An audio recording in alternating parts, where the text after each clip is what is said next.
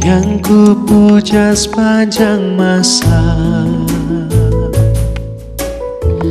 Tanah airku aman dan makmur, pulau kelapa yang amat subur, Pulau melati pujaan bangsa sejak dulu kala. Melambai-lambai liur di pantai, Bisik-bisik Raja Krana, memuja pulau nan indah permai, tanah airku Indonesia.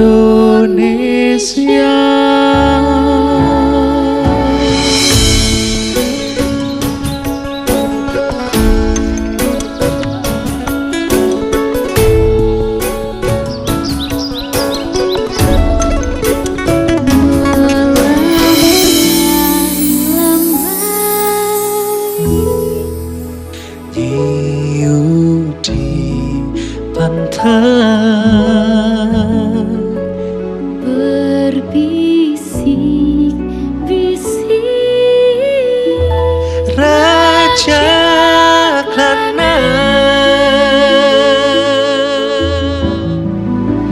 memuja pulau nan indah permai, tanah airku Indonesia.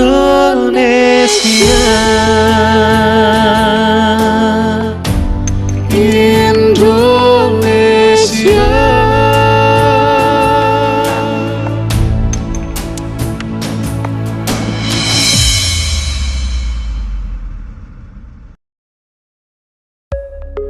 Bullying bukanlah sebuah candaan dan tidak boleh dianggap remeh. Perundungan memiliki dampak yang sangat serius bagi korban, baik secara fisik maupun psikologis. Perundungan selalu melibatkan niat untuk menyakiti atau merendahkan orang lain. Perundungan melibatkan tindakan agresif, baik verbal, fisik, maupun sosial yang disengaja.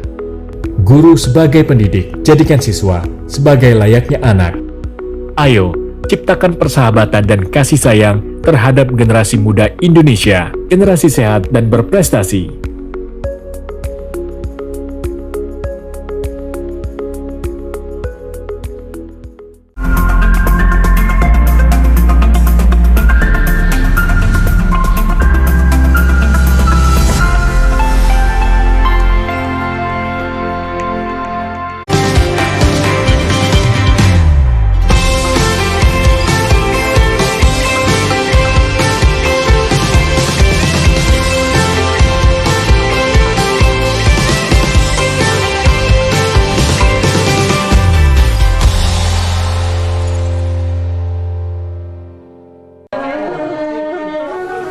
Menenun adalah sebuah budaya di mana prosesnya memiliki ikatan dengan alam. Menenun juga menjadi tradisi kedewasaan bagi perempuan Kajang. Kain tenun Kajang itu kita belajar dari turun-temurun, artinya dari nenek moyang kita. Jadi perempuan Kajang itu belajar menenun itu mulai dari usia remaja, usia 14 tahun. Penting bagi perempuan adat Kajang karena juga menjadi salah satu persyaratan bagi perempuan atau gadis masyarakat adat Kajang untuk menikah apabila dia sudah pintar untuk menenun.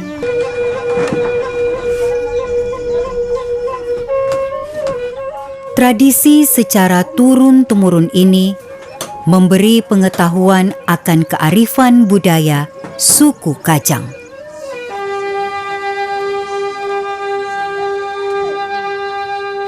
Penghargaan pada sejarah, cerita di proses panjang pembuatan, hingga makna di setiap seratnya menjadi wujud kecintaan akan keindahan warisan leluhur dalam menghasilkan kain yang mampu menenun rasa bangga pada Nusantara.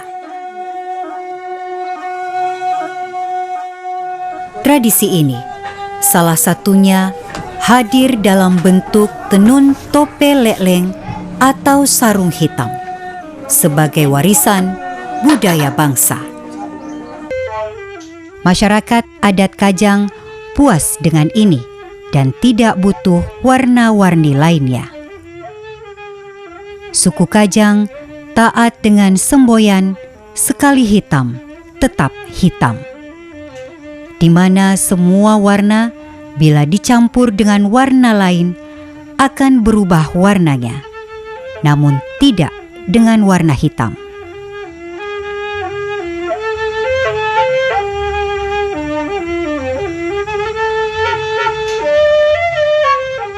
Kain hitam yang menjadi ciri khas masyarakat Kajang. Sampai kualet lelet lagi. Talakul leki bengkok-bengkok.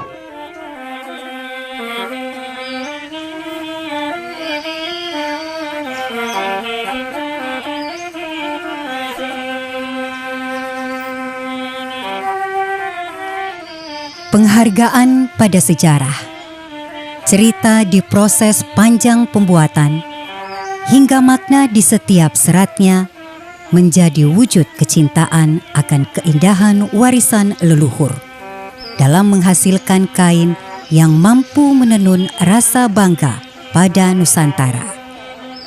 Semuanya menjadi bentuk upaya untuk melindungi, mengembangkan, memanfaatkan dan membahasakan pada halayak, terutama generasi muda, bahwa tradisi tenun mesti diteruskan, tidak sekedar dijaga dan dirawat.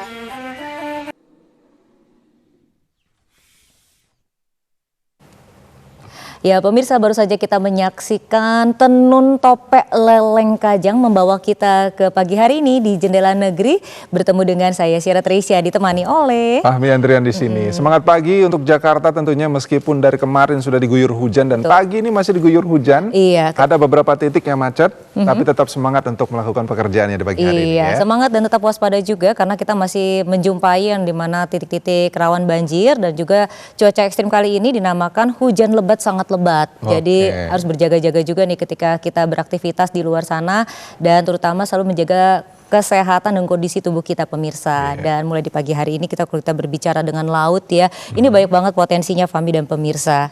Jadi kalau kita lihat nih di pesisir yang berhadapan langsung dengan laut lepas, ini ada yang namanya Kampung Nelayan Merah Putih, yang nama ini bukan sekedar simbol melainkan penegasan jati diri. Jadi Merah Putih diusung sebagai semangat kebangsaan sekaligus pesan tegas bahwa wilayah ini adalah bagian tidak terpisahkan dari Negara Kesatuan Republik Indonesia, Fahmi. Iya, dan di kampung ini juga nelayan tidak hanya melaut mencari ikan, tetapi juga menjadi saksi hidup sekaligus penjaga kedaulatan maritim bangsa ya.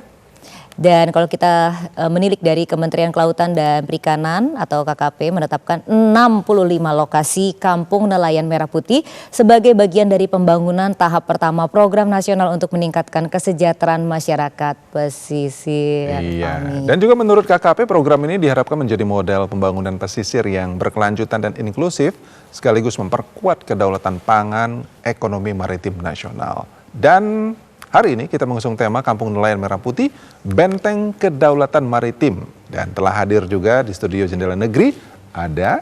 Selamat pagi, langsung aja dengan Dr. Haji Kapten Marcelus Hakeng Jayawibawa. Apa kabar selaku pengamat maritim dari ISC? Selamat pagi Mbak Syara, Mas Fahmi. Ya, salam sehat. Siap. Ini maaf nih, kalau HC ini honoris causa kan? Betul. Oh, luar biasa. Dan sudah bukannya orang yang asing lagi untuk selalu hadir di Jendela Negeri, karena kalau kita berbicara dengan maritim ini dengan ketangguhannya ini kita harus update apa saja kegiatannya dan bagaimana kalau kita melihat ini 65 kawasan yang sekarang ini pemerintah benar-benar bergiat untuk bebenah, terutama untuk kesejahteraan dari kampung nelayan. Kalau kita lihat lagi nih, Kapten, seberapa penting keberadaan kampung nelayan Merah Putih ini dalam menjaga kedaulatan khususnya maritim Indonesia? Iya, Mbak Syara dan Mas Fahmi ya, kalau kita bicara mengenai menjaga kedaulatan dan pentingnya kampung nelayan, dalam hukum internasional ya, itu ada istilah yang namanya effective occupation atau penguasaan yang efektif. Nah, kalau dalam pelaksanaan atau tataran pelaksanaan yang paling mudah itu adalah dalam tataran kita mengaktualisasi dari kampung nelayan ini. Karena dengan kehadiran para nelayan di area-area paling ujung negara Indonesia, contohnya misalnya di perairan Natuna, lalu di lautan Arafura, lalu juga di selatan Indonesia, maka itu sama saja kita menegaskan bahwa wilayah Indonesia adalah wilayah itu.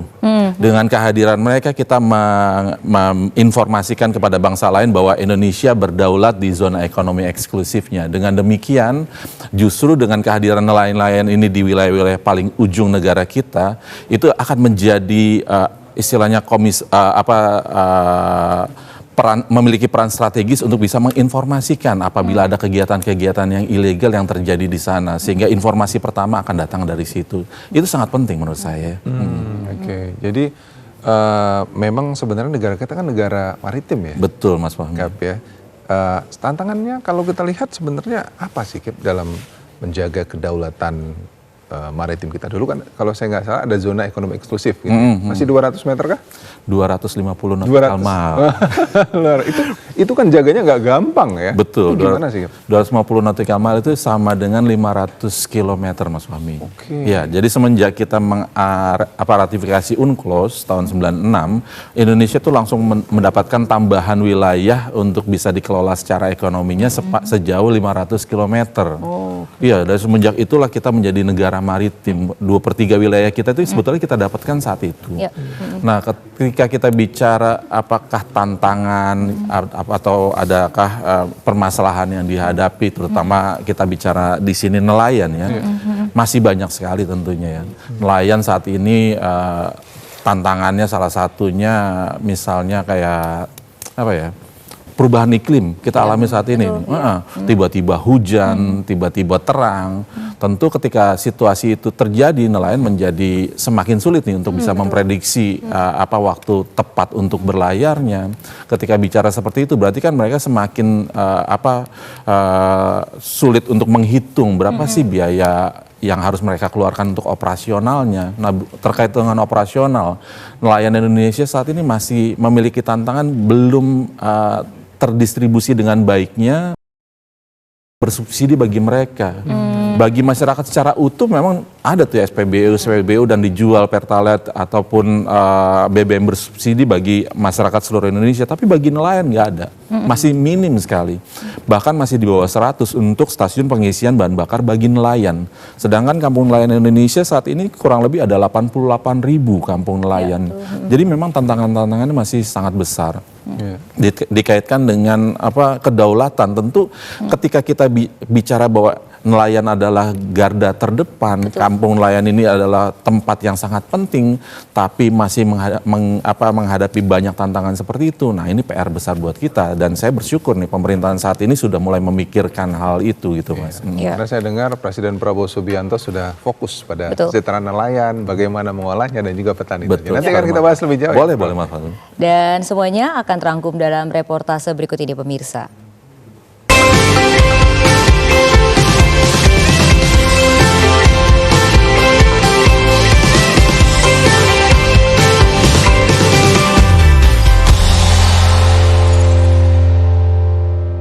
Ya, berbicara mengenai kesejahteraan nelayan, tentunya di setiap daerah ini mempunyai konsentrasi tertentu, khususnya juga di Sulawesi Tenggara. Sudah ada Sinta Puspita berbicara mengenai kampung nelayan Merah Putih Soruejaya di Kecamatan Soropia, Kabupaten Konawe, Sulawesi Tenggara ini disiapkan sebagai pusat ekonomi biru baru berbasis pesisir, dan kawasan ini tidak hanya difungsikan sebagai tempat sandar perahu, tetapi juga diarahkan menjadi pusat produksi, pengolahan, dan distribusi hasil laut yang diintegrasikan untuk meningkatkan nilai tambah dan pendapatan nelayan. Dan kita ingin tahu informasi selengkapnya yang akan disampaikan oleh Sinta Puspita. Selamat pagi Sinta Puspita, langsung dengan laporannya. Ya, baik, terima kasih Siara dan juga Fahmi. Selamat pagi pemirsa Jendela Negeri dimanapun Anda berada. Seperti yang tadi dibahas, memang di Kampung Nelayan Merah Putih Sorojaya di Kecamatan Soropia, Kabupaten Konawe, Provinsi Sulawesi Tenggara ini memang dirancang dan disiapkan sebagai kawasan percontohan ekonomi biru baru berbasis pesisir begitu. Dan nantinya setelah pembangunan infrastruktur dan fisiknya ini hampir rampung dan juga akan diresmikan, kawasan ini tidak hanya sebagai tempat bersandarnya perahu nelayan saja, namun diarahkan untuk menjadi tempat pusat produksi ikan hasil tangkap segar, pengolahan hingga pendistribusian yang akan menambahkan nilai ekonomi bagi para masyarakat yang ada di kawasan Sorojaya ini begitu. Dan KNMP Sorojaya ini pemirsa merupakan bagian dari program nasional Kementerian Kelautan dan Perikanan KKP Republik Indonesia dalam merevitalisasi kampung nelayan begitu. Dan fasilitas yang dibangun di Sorojaya ini meliputi ada dermaga, ada juga tempat pelelangan ikan, pabrik es, cold storage, dan juga gudang pengolahan hingga tempat lokasi usaha UMKM pesisir begitu. Bahkan dari instruksi langsung Gubernur Sulawesi Tenggara melalui anggaran daerah Provinsi Sulawesi Tenggara, nantinya akan dibangun 100 unit rumah bagi para nelayan di pesisir Sorojaya ini, yang tadinya mereka memang memiliki rumah semi permanen di kawasan ini, namun kemudian nanti akan dibangun rumah permanen yang persis seperti tipe 36 subsidi begitu, untuk bisa menjadikan tempat tinggal yang lebih representatif dan juga layak bagi para nelayan di Sorojaya ini begitu. Dan dari informasi Kepala Desa Sorojaya Kabupaten Konawe Herman mengungkapkan rasa terima kasih kepada negara yang telah hadir bersama dengan KNMP atau Kampung Nelayan Merah Putih ini di kawasan Sorojaya ini. Dan Herman ini mewakili seluruh warga nelayan di Sorojaya mengungkapkan bahwa tidak hanya mereka menghasilkan ikan dari laut dan juga kemudian menjual, mereka juga kemudian mendapatkan kualitas tambahan wawasan terkait bagaimana mengolah hasil tangkap ikan juga, kemudian bagaimana menambah nilai ekonomi mereka untuk kesejahteraan di wilayah pesisir Sorojaya. Untuk informasi lengkapnya berikut kutipan wawancara dari Kepala Desa Sorojaya Herman. Dampaknya kepada masyarakat itu besar. Dulunya mungkin masyarakat mencari itu hasilnya tidak menentu, artinya mereka kalau ada hasil dia jual di luar, tapi dengan adanya kampung nelayan modern ini di sini tentunya sudah ada disiapkan pabrik esnya, cold storage-nya, ada perbengkelan, ada kuliner, ada kantor KNP dan lain-lain. Ya, pemirsa, hal senada juga disampaikan oleh salah satu akademisi Fakultas Perikanan dan Ilmu Kelautan Universitas Muhammadiyah Kendari, Dr. Muhammad Rais, yang mengungkapkan bahwa keberadaan KNMP Sorojaya ini akan meningkatkan kualitas kesejahteraan warga masyarakat yang memiliki profesi nelayan begitu. Dan bahkan ekonomi biru di daerah ini akan berkembang dan juga tidak hanya hasil produksi saja, namun dari produktivitas yang nanti akan berlanjut ini akan melibatkan seluruh multisektor begitu, tidak hanya para nelayan saja, namun juga warga masyarakat yang memiliki pekerjaan lain juga bisa terlibat begitu untuk menyejahterakan ekonomi di kawasan ini. Dan warga pesisir di sini juga akan berdaya begitu seiring berjalannya produktivitas dari Kampung Nelayan Merah Putih di Kabupaten Konawe. Berikut kutipan wawancara dari Akademisi Perikanan dan Ilmu Kelautan Dr. Muhammad Rais. Dengan memiliki tujuan untuk meningkatkan kesejahteraan masyarakat, secara konsep memang sangat membantu dan sangat memungkinkan, memiliki potensi besar untuk meningkatkan kesejahteraan nelayan, apalagi menjadi amanat dari Undang-Undang tahun 2017, karena dia merupakan bagian daripada ekonomi biru.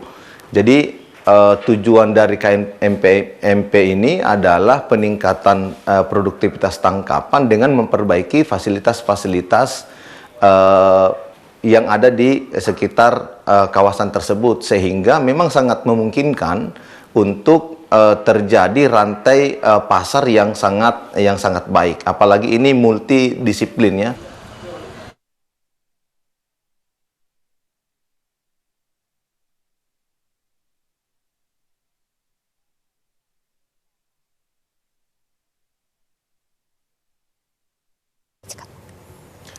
Ya, Sinta Puspita baru saja melaporkan dari Sulawesi Tenggara. Kalau kita melihat di sana juga sangat konsentrasi dengan ekonomi biru dan tentunya kalau dari perwilayah nih, dari pemerintah sendiri juga melihat bahwa setiap kampung nelayan ini dirancang dengan sebanyak fasilitas yang layak dan tentunya ini layak huni, infrastruktur dan dukungan pemberdayaan ekonomi nelayan yang hidupnya lebih sejahtera dan produktif tentunya ya. Tapi kalau Prof Cap melihat sejauh ini, dari perkembangan kita kan geografi begitu luas dan ini kan diharapkan semuanya dari pembangunan yang perkiraan 65 kampung nelayan ini akan terbagi-bagi dan merata. Bagaimana melihat dari usaha pemerintah ini supaya merata dan sama? Sementara kan masing-masing daerah kan punya keunikan tersendiri gitu. Iya Mbak, 65 ini bukan 65 kampung nelayan tapi 65 wilayah. Karena kampung nelayannya sendiri ada 88.000 Mbak, jadi tantangannya memang luar biasa sekali. Tapi saya sedikit banyak bersyukur nih Mbak Syara ya, kenapa? Karena sebelumnya Indonesia itu berbicara mengenai poros maritim dunia, itu berbicaranya terlalu makro. Maksudnya kita bicara tol laut, kita bicara membangun pelabuhan-pelabuhan, yang ujungnya adalah ketika terjadi muatan-muatan di transportasi tol laut ini menjadi kosong. Nah, aktualisasi daripada poros maritim dunia di tingkat mikronya itu adalah kampung nelayan ini. Ketika pemerintah membuat program seperti ini, saya sangat bersyukur. Tahun lalu kita sudah berhasil membuat kurang lebih 100 ya inisiasi dari Kementerian Kelautan dan Perikanan, dan diharapkan di tahun ini angkanya akan mencapai ribuan atau seribuan kampung nelayan akan mereka bangun. Di mana yang akan dibangun tentunya ada cold storage-nya, ada pelabuhannya sendiri, bantuan kapal-kapal nelayan yang sebagaimana kita ketahui bersama Presiden Prabowo sedang mengikat perjanjian dengan Inggris, lalu juga bahan bakarnya, lalu juga edukasi bagi masyarakatnya terkait bagaimana untuk bisa menghilirisasi produk-produk yang mereka tangkap. Karena sampai dengan saat ini nelayan itu ketika menangkap ikan mereka harus segera menjualnya Mas Fahmi, karena 2 hari kemudian akan rusak atau busuk. Nah, ketika adanya cold storage diharapkan nelayan bisa langsung menyimpan, sehingga ketika situasi seperti ini muncul nih, ketika hujan segala macam mereka nggak bisa berlayar, stok ikannya bisa dikeluarkan sehingga harga bisa terjaga stabil, juga mereka juga bisa mendapatkan nilai ekonomi berupa hilirisasi dengan pengolahan dari produk-produk yang mereka tangkap tadi. Selama ini kita cold storage itu masih ada nggak sih? Cold storage di Indonesia sudah ada. Pemerintah juga sudah melakukan inisiasi melalui periode sebelumnya, tapi jumlahnya masih minim sekali. Masih di bawah 100 yang disediakan oleh pemerintah.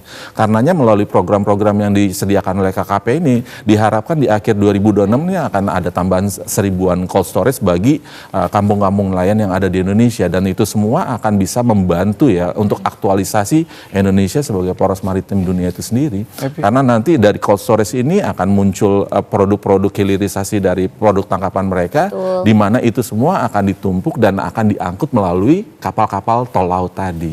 Tapi yang angka 1000 tadi itu apakah sudah memang pas segitu atau perlu lagi ditambah? Kalau dalam pandangan saya ya, kalau memang pemerintah ini ingin mengejar target kesejahteraan bagi masyarakat, terutama masyarakat pesisir, maka angka idealnya seenggak-enggaknya itu 88.000 dibagi 5 tahun periodisasi mereka. Jadi kalau misalnya ditanya Mas Fahmi pertanyaan ini menarik nih, dan itu menggelitik ya menurut saya. Idealnya ya sekitar 10 ribuan kampung nelayan harus bisa mereka atau pemerintah saat ini perbaiki, modernisasi sehingga bisa terasa langsung dampak efektivitasnya itu dalam 5 tahun periodisasi Pak Prabowo ini. Tapi ya ideal atau tidaknya itu kan tergantung dari kemampuan kita sebagai sebuah bangsa dalam menyediakan pendanaan ya. Jangan sampai kita terlalu ngegas juga, ternyata kita kekurangan dari sisi fiskal. Mas. Ada 90 triliun tentunya kerjasama bilateral antara Inggris dan Indonesia. Betul. Yang didapatkan oleh Presiden Prabowo Subianto. Kita lihat nanti hasilnya seperti apa. Betul Nanti kita sekali, bahas lebih jauh ya. Boleh Mas. Siap ya. Siap. Ya, tentunya pembicaraan kita semakin menarik lagi dan pemirsa jangan kemana-mana bersama kami di Jendela Negeri.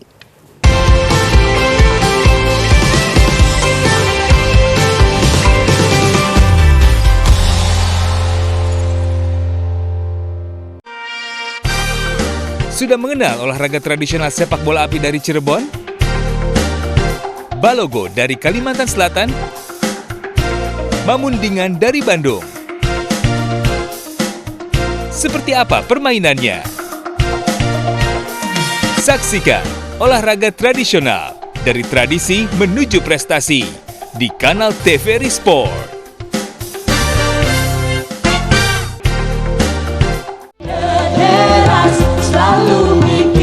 Acara musik yang bakal bikin pemirsa bernyanyi dan berjoget bersama bintang tamu spesial dan host yang asik. Heboh penyanyinya, ramai pemusiknya, seru penontonnya, gemersama. Yuk seru-seruan bareng di The Teras setiap Jumat pukul 22.30 waktu Indonesia Barat.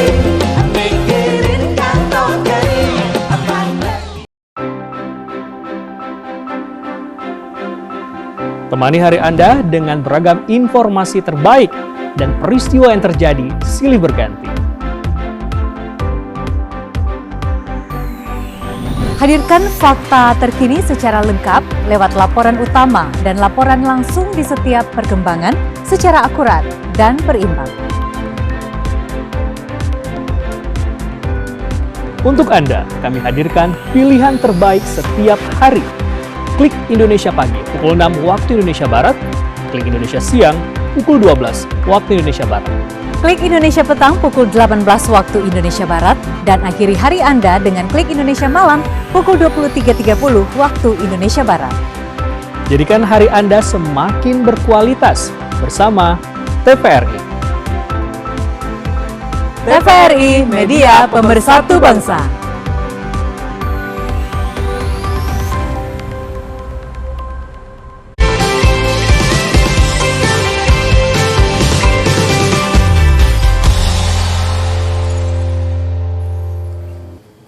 Ya pemirsa, terima kasih Anda masih bergabung bersama kami tentunya di Jendela Negeri. Ya pemirsa, kita sudah tersambung kembali nih bersama Sinta ya, yang akan melihat langsung seperti apa tentunya dari perkembangan pendapatan nelayan merah putih di sana. Ya. Sinta, silakan Sinta dengan informasi selengkapnya.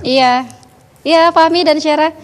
Ya, saat ini kan saya sudah berada di kawasan KNMP Sorejaya dan juga saya akan membawa Anda pemirsa bersama narasumber saya, yakni Bapak Asep Saipullah SPMSI selaku Kepala Pelabuhan Perikanan Samudra, Direktorat Jenderal Perikanan Tangkap Kementerian Kelautan dan Perikanan. Selamat pagi Pak Asep, terima kasih sudah berkesempatan hadir. Ya baik Pak, bagaimana Pak pemerintah dalam hal ini Kementerian Kelautan dan Perikanan memastikan keberlanjutan dari KNMP ini? Silakan Pak. Baik, terima kasih.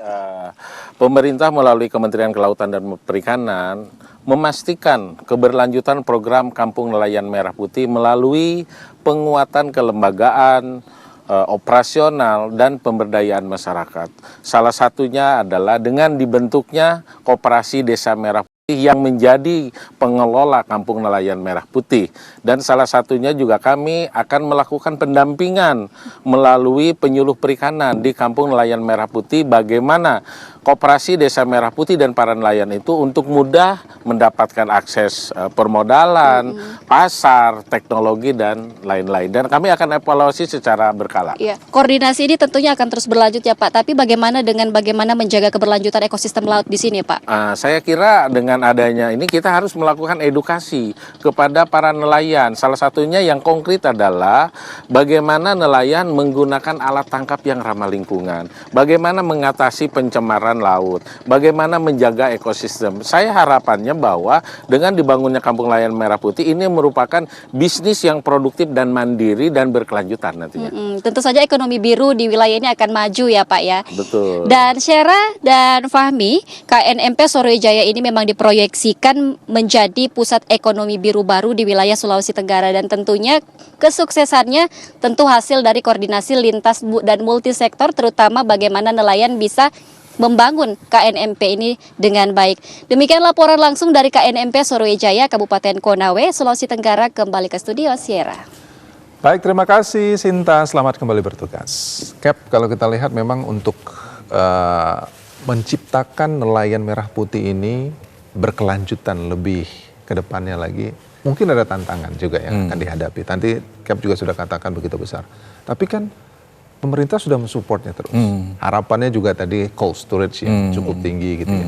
Nanti apalagi mungkin yang harus dilakukan nelayan? Kalau tadi juga ada permasalahan paling besar adalah ini masyarakat ini nggak mau jadi nelayan gitu, pilihnya jadi yang lain. Ini kan PR besar, lebih besar daripada cold storage mungkin ya. Kalau udah ada cold storage nggak ada yang mau jadi nelayan gimana? Iya.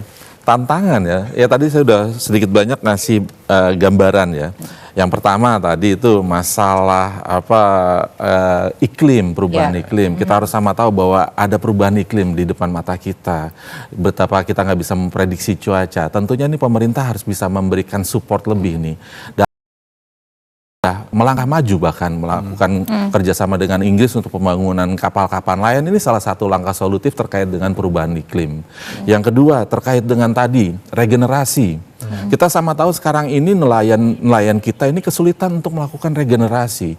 Padahal ketika kita bicarakan tadi bahwa ini adalah garda terdepan untuk menjaga kedaulatan kita, untuk memastikan Indonesia akan tetap ada sustain, wilayahnya tetap terjaga dan siapapun tahu itu wilayah Indonesia, nelayanlah salah satu kunci yang paling utamanya. Dan ketika nggak ada pengganti nelayan, berarti nggak akan ada lagi yang menjaga.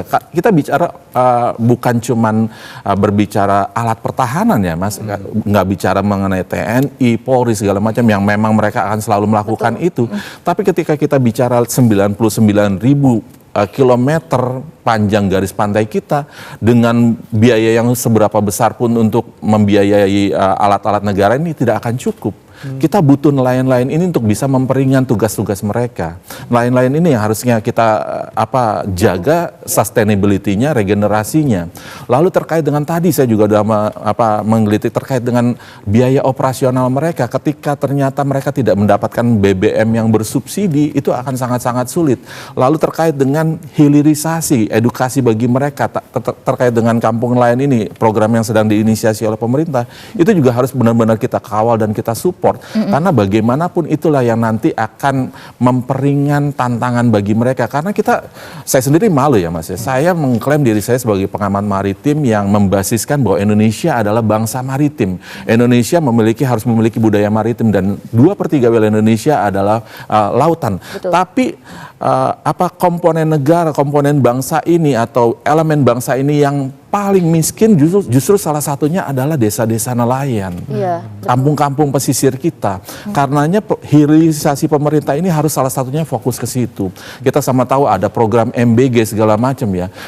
Program MBG itu tadi saya sudah bicara dengan Mbak Syera sedikit banyak. Kita lihat banyak sekali potongan-potongan video di mana banyak siswa menunjukkan menu makanan mereka, lauk pauknya mereka, tapi tidak pernah mencerminkan bahwa 2/3 wilayah Indonesia adalah lautan. Betul. Kita jarang sekali melihat lauk pauk itu adalah berupa ikan-ikan.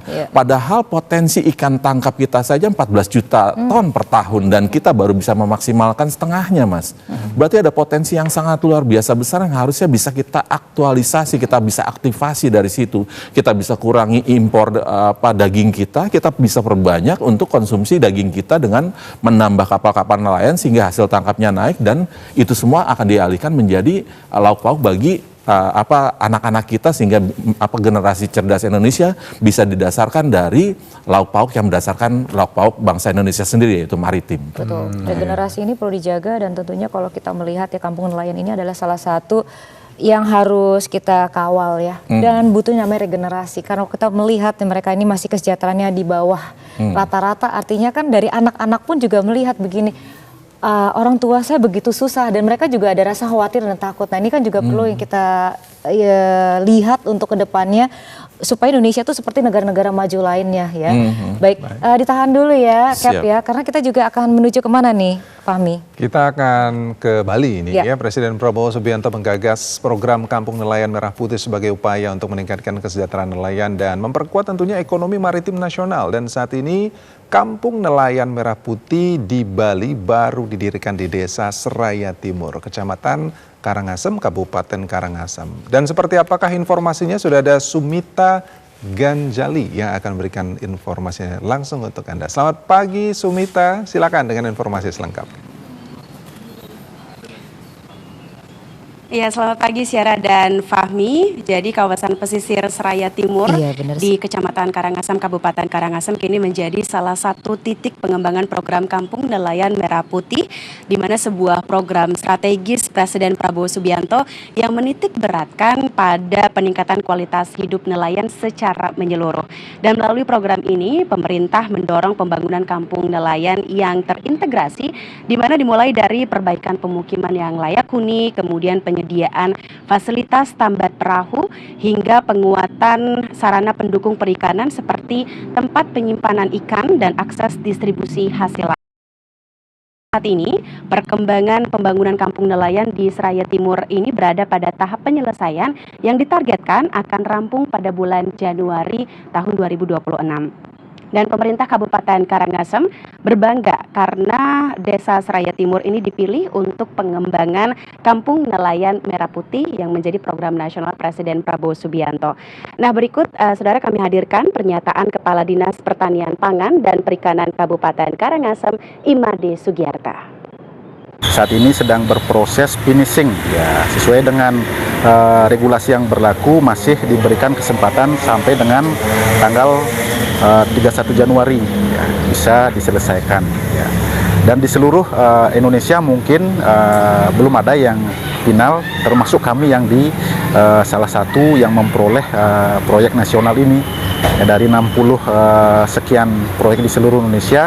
Salah satunya kami merasa bangga sekali bisa mendapatkan Kampung Nelayan Merah Putih ini, khususnya di rekan-rekan kami di Desa Seraya Timur. Baru 92%. Ya. Mudah-mudahan bulan ini bisa rampung, bisa diselesaikan. Nah, tidak saja pemerintah Kabupaten Karangasem yang menyambut positif program nasional Presiden Prabowo Subianto ini, tetapi program ini juga sangat disambut positif oleh masyarakat nelayan. Selain membuka peluang peningkatan pendapatan, di mana Kampung Nelayan Merah Putih ini juga diharapkan mampu memperkuat posisi nelayan lokal dalam rantai ekonomi perikanan tanpa meninggalkan kearifan lokal dan juga kelestarian lingkungan pesisir Bali. Dan melalui program ini, para nelayan dapat menjaga mutu perikanan. Selengkapnya kami hadirkan pernyataan pengurus Koperasi Desa Merah Putih yang juga nelayan di Seraya Timur, Iwayan Suarjana. Rencana kami sudah ada beberapa program Pak untuk bisa menjalankan sesuai amanat daripada pemerintah. Kemudian kami untuk bisa mengorganisasi baik tangkapan dan peralatan daripada nelayan di sini Pak. Alat tangkapnya itu masih seperti dulu Pak, cuman mekanisme sekarang kami lebih menjaga mutu daripada hasil tangkapan itu Pak. Kemudian distribusinya, nanti kami harapannya kami di Kampung Nelayan ini bisa mengelola, kemudian mendistribusikan dengan mutu yang lebih baik.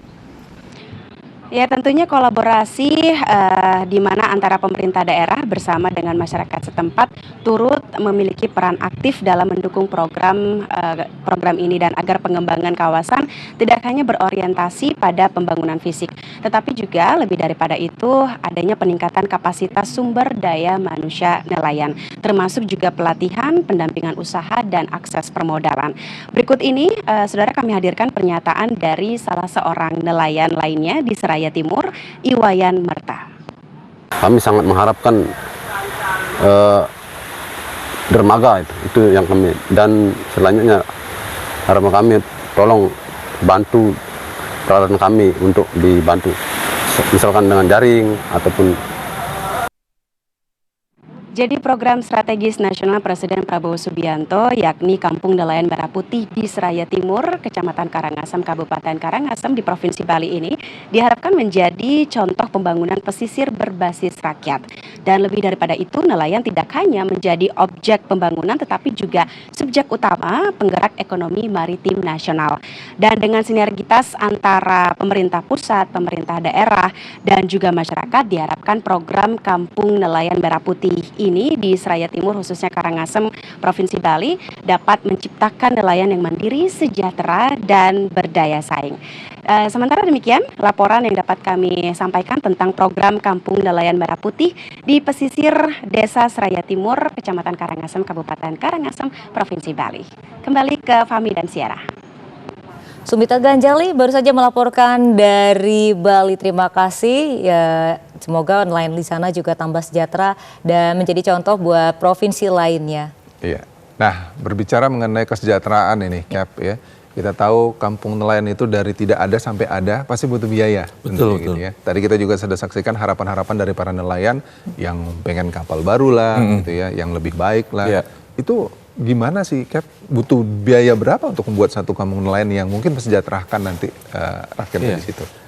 Ketika kita bicara kampung nelayan yang ideal ya, menurut saya, dan tentunya kajian-kajiannya sudah dibuat oleh berbagai pihak, maka kita harus berbicara bukan cuman sekedar nelayan yang menangkap ikan, tapi juga nelayan yang menangkap ikan membawa ke kampungnya dan kemudian diolah, hasil olahannya itu yang dijual, sehingga nelayan ini akan mendapatkan nilai ekonomi yang maksimal. Disitulah poin penting dari kampung nelayan yang kita bicarakan ini. Dan ketika kita bicara itu berarti yang dibutuhkan pertama, dermaganya, ada dermaga atau enggak, ada kapal ikannya atau enggak, lalu suplai bahan bakarnya apa ada atau tidak di situ, berarti stasiun pengisian bahan bakar bagi nelayannya, lalu terkait dengan pendidikan bagi nelayannya itu seperti apa, apakah mereka ada regenerasinya, kapal-kapal ikannya apakah sudah masih tradisional, apa sudah lebih modern, lalu juga unit-unit pengolahan ikannya tadi seperti cold storage-nya, lalu juga apakah ada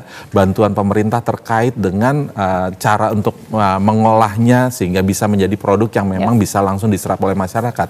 Nah, hal-hal tadi itu harus dalam pandangan saya sebagai pengamat maritim, ada peran serta pemerintah di situ, karena nggak mungkin nelayan-nelayan Indonesia saat ini yang masih hidup di bawah angka sejahtera itu bisa menyediakan atau provide itu semua, dan angkanya lumayan besar, Mas Fahmi. Untuk satu kampung nelayan, saya dalam perhitungan saya itu sekitar mendekati angka 20-an miliar itu ya.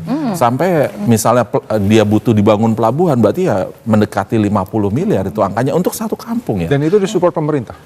Bersyukurnya kita, pemerintah saat ini melakukan itu, hadir untuk itu, dan saya sih melihatnya sebagai sebuah langkah yang positif. Seperti yang tadi saya katakan, ketika kita bicara mengenai poros maritim dunia, maka kita nggak bisa bicara hanya sekedar makronya saja, kita nggak bicara pengusahanya saja. Pengusaha juga butuh suplai mengisi dari kapal-kapal yang mereka bawa dalam isi penuh dan keluar masih kosong saat ini, harus diisi juga. Dan produk-produk unggulan dari kampung-kampung lain ini yang nanti akan mengisi dan menciptakan ekosistem baru bagi poros maritim yang memang saat ini sudah makin digeber oleh pemerintah.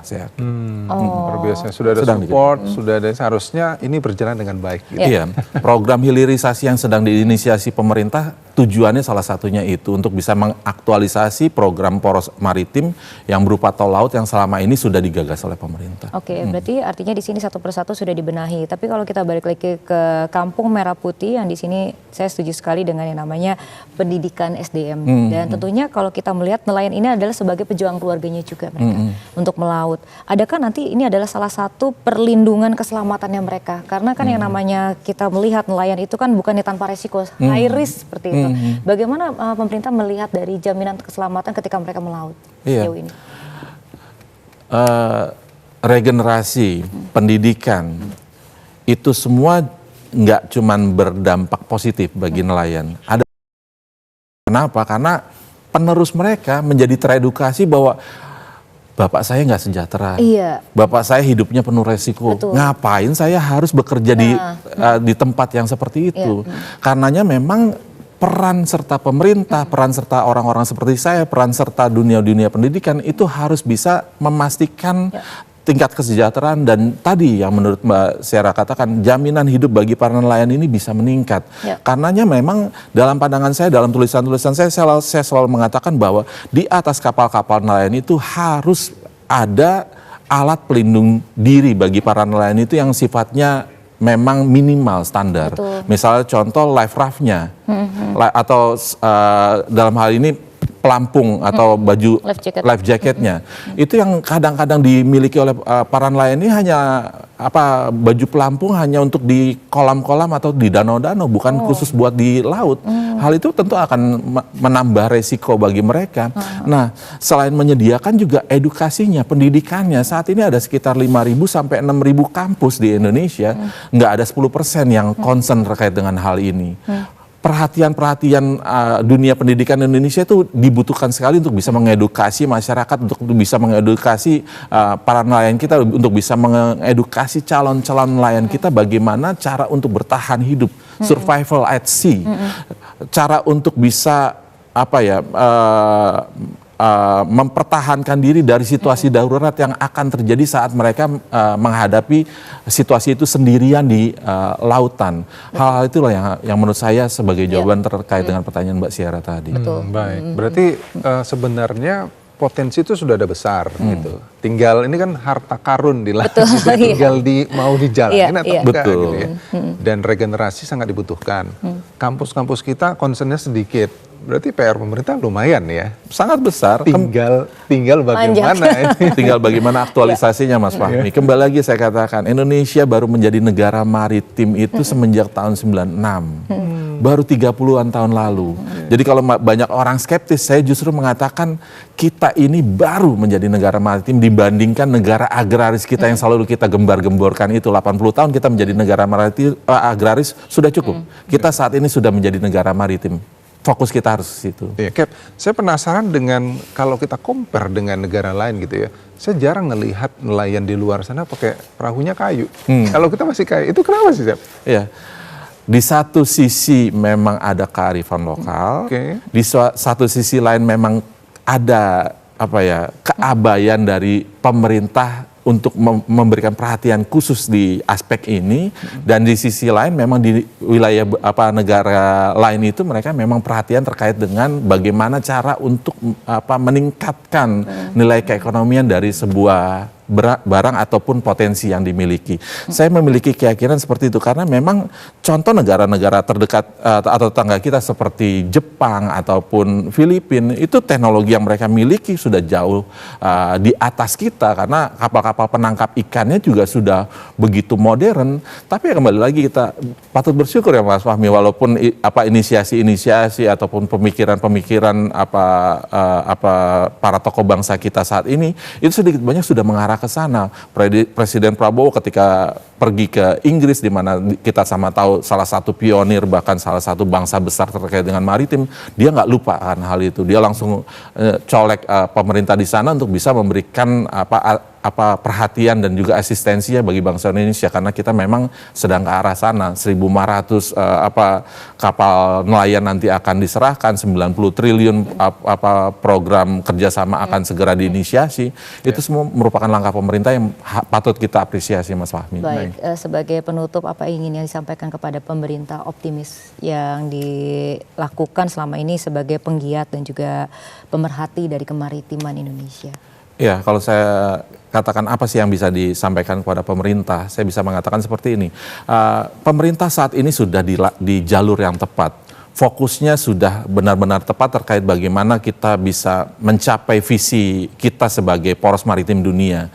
Tol laut, lalu juga pembangunan infrastruktur yang besar-besar sudah kita lakukan. Nah sekarang kita harus fokus pada apa sih yang bisa menggenerate atau menjadi pemasukan bagi kita sebagai bangsa maritim. Salah satunya adalah kampung-kampung nelayan ini harus benar-benar kita perhatikan. 88.000 kampung nelayan bukan pekerjaan yang ringan bagi pemerintah saat ini. 1.000 di tahun 2026, di 2027 dan seterusnya saya menghimbau kepada pemerintah untuk bisa ditingkatkan. menjadi menjelang 10.000 per tahunnya untuk bisa memodernisasi kampung-kampung nelayan yang ada di seluruh Indonesia. Dengan demikian harapan saya ekonomi Indonesia, terutama ekonomi maritim akan menjadi penopang di tahun 2045 nanti. Demikian Mbak Siara. Amin. Wah. Terima kasih Cap Marcelus. Mas Fahmi, Mbak Siara. Ya, sekali lagi kami ucapkan untuk kehadirannya Kapten Marcelus yang kita mendapatkan edukasi tambahan dan semangat lagi spirit baru terutama untuk menjaga kemaritiman Indonesia. Sehat selalu ya Cap ya. Siap. Mudah-mudahan tentunya dengan adanya deal-dealan tadi dengan Inggris dan Indonesia, nanti nelayan merah putih kampung nelayan ini bisa berkembang lebih baik dan tentunya Indonesia ke depannya akan bisa menghasilkan nelayan-nelayan yang lebih potensial lagi. Ada perputaran ekonomi di situ.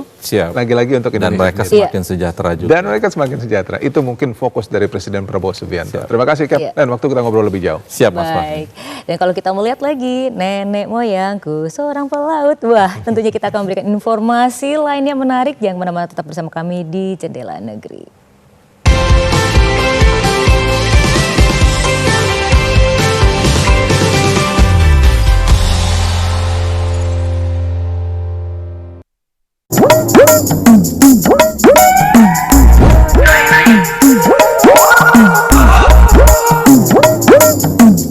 Ayo, stop Bu, jangan buang sampah di sini. Bu, sampah Ibu bisa mencemari sungai Bu. Limbah sampah bisa meracuni ikan loh Bu. Alah, anak kemarin sore aja bilangin wong tua. Waduh, sia-sia bekas ini ya. Sumpah beruang Ibu itu. Hah? Aku beruang? Maksudnya sulap sampah berubah jadi uang. Hah? Uang? Priwe sarane? Ayo ikut kita. Pak, bener sampah di sini bisa jadi uang. Nah, ben ngerti carane. Mayu, dewek mlebu maring jero. Sejalan dengan Peraturan Presiden Nomor 12 Tahun 2025 tentang Rencana Pembangunan Jangka Menengah Nasional, pengolahan sampah di Banyumas dilakukan dari hulu ke hilir dengan melibatkan masyarakat dan pemerintah. Sampah akan diolah di tempat pengolahan sampah terpadu. Dengan peralatan canggih, sampah akan dipisahkan menjadi dua jenis, yakni sampah organik yang dapat dimanfaatkan sebagai pakan hewan, pupuk, dan berbagai macam olahan lainnya, serta sampah non-organik yang biasanya tidak bernilai bagi masyarakat akan dijadikan bahan baku industri konstruksi, seperti bahan bakar alternatif, kerajinan daur ulang plastik, bahkan paving block yang bisa kita lihat di berbagai tempat. Nah, itu yang sampah beruang, sulap sampah berubah menjadi uang. Oke Pak, sekarang saya nggak bakal buang sampah sembarangan lagi Pak. Ayo bersama-sama selamatkan alam dari limbah sampah. Kelola sampah dengan bijak.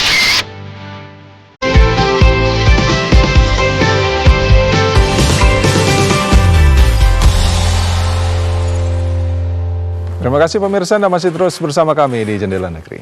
Ya, kali ini kita akan menuju ke Bali. Ada suatu kelurahan Bitera, Kabupaten Gianyar terus berinovasi dalam pengelolaan sampah organik, dan melalui TPS 3R mereka membangun fasilitas pengolahan limbah organik yang diberi nama Umah Pupa. Jadi ini apa nih Umah Pupa nih? Jadi Umah Pupa ini baru pertama kali dengar kan, Fahmi ya? Iya. Ya, oke. Jadi Umah Pupa ini menampung limbah dapur warga, rumah makan, restoran, hotel dan lain-lainnya. Ini dikelola limbahnya menjadi limbah organik dan dimanfaatkan untuk maggot yang dapat dipanen sebagai pakan ternak yang tinggi nutrisi. Tahu maggot kan? Yang kecil-kecil itu. Iya. Nah, kita lihat nih seperti apa informasinya. Ini untuk Anda.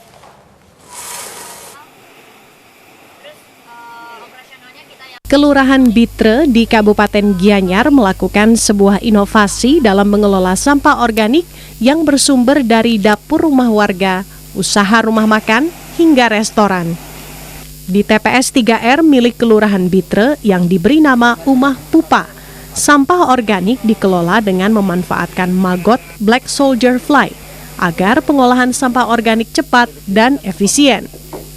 TPS 3R ini didukung Kementerian PUPR serta sebuah komunitas yang peduli dengan sampah.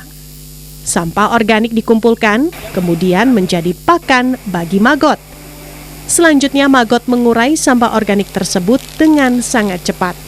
Maggot yang sudah besar dipanen untuk menjadi pakan ternak karena tinggi protein.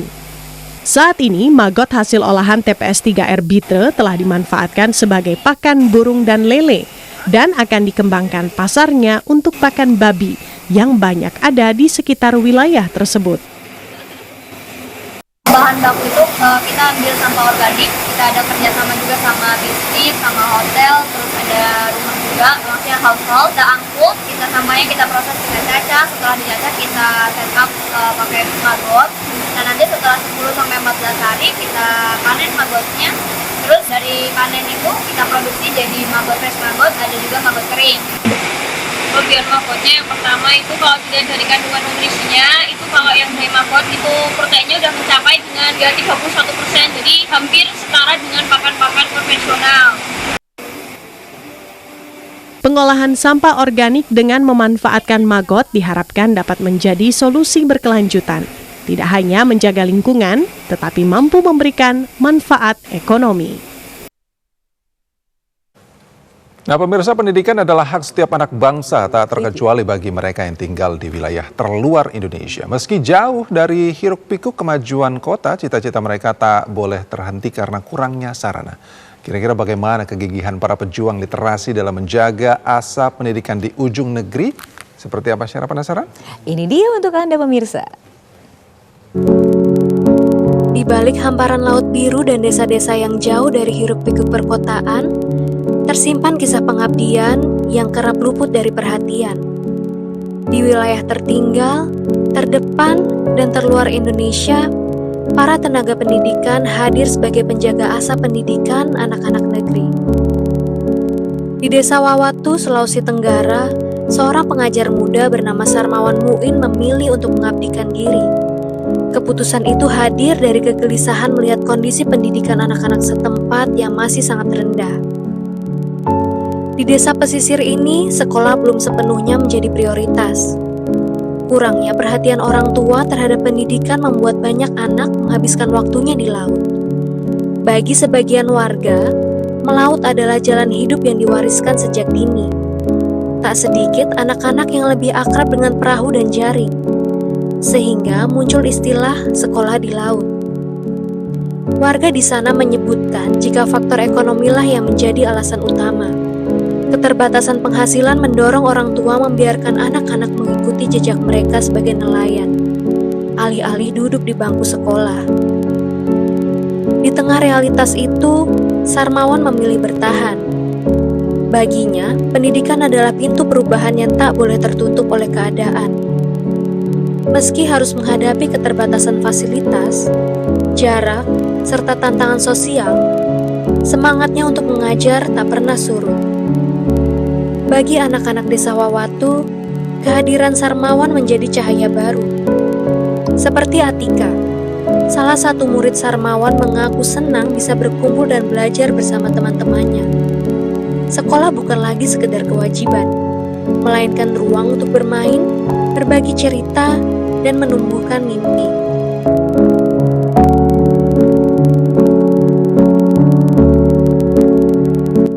Semangat pengabdian serupa juga tumbuh di wilayah lainnya.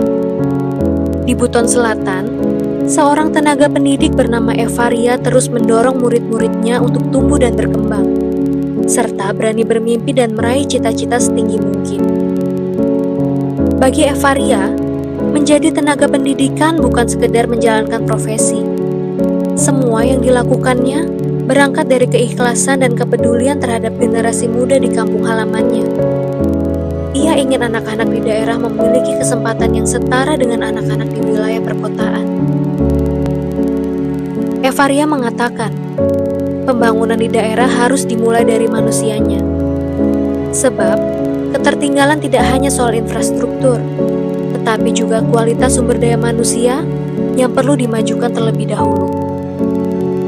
Di tengah segala keterbatasan, para tenaga pendidikan terus melangkah, mengajar dengan hati, mendidik dengan ketulusan, dan menanamkan harapan di wilayah-wilayah yang kerap terlupakan.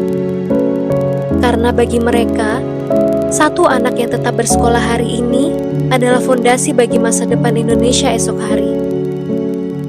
Dari Desa Wawatu hingga Buton Selatan, inilah kisah pengabdian tenaga pendidikan di wilayah tertinggal, terdepan, dan terluar Indonesia, penjaga mimpi di ujung negeri. Nah pemirsa, kita harus terus menjaga mimpi di ujung negeri agar Indonesia ke depannya lebih maju lagi. Setuju sekali Fahmi, dan informasi tadi menutup perjumpaan kita di Jendela Negeri. Akhirnya saya Syara Trisya. Dan saya Fahmi Andrian mengucapkan terima kasih untuk kebersamaan Anda yang terus di Jendela Negeri. Selamat pagi dan sampai jumpa.